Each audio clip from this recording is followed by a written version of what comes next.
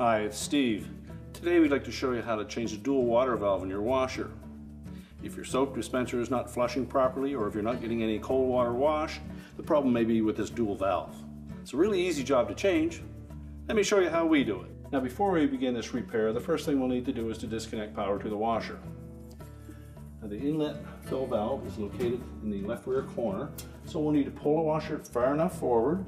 We'll need to turn off the cold water supply and remove the cold water inlet hose, and then 2 screws that secure the main top to the cabinet.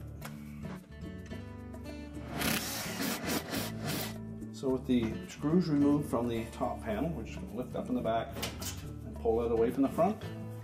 We'll lift it off and set it to the side.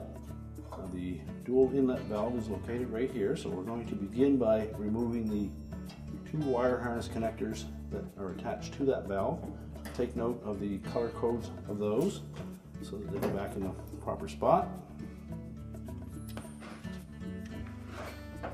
Then we'll remove 2 Phillips screws from the back panel that hold that valve in place.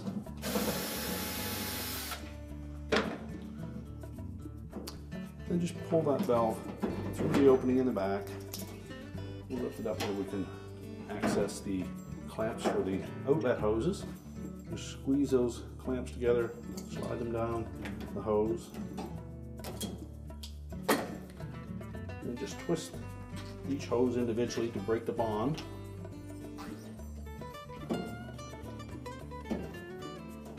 And if they are very sticky, just take a flat blade screwdriver and go in that gap and just pry them loose.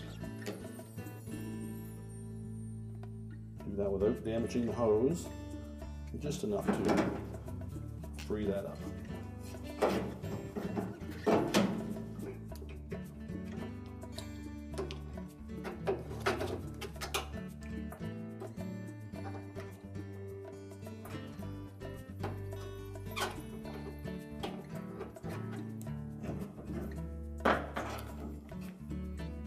And again, we'll twist them and then pull them off.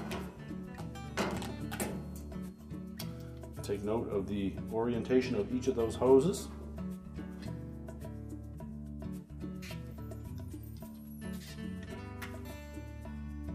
We can then discard the old valve.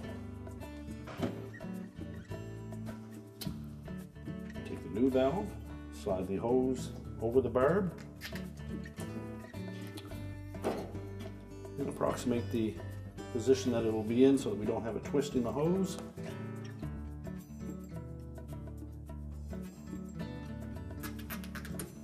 Make sure they're fully inserted.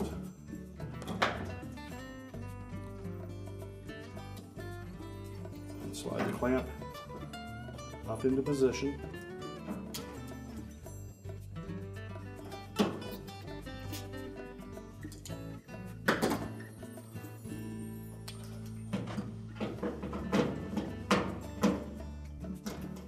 Slide the inlet of that valve through the back panel.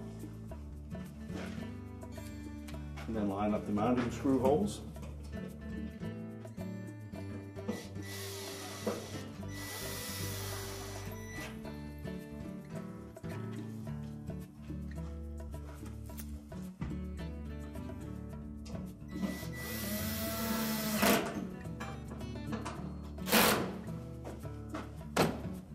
Tighten both screws.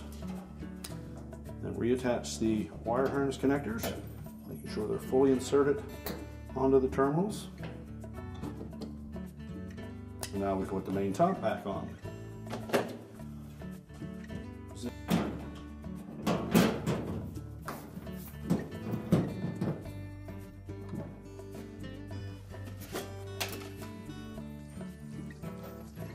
And reinstall the mounting screws.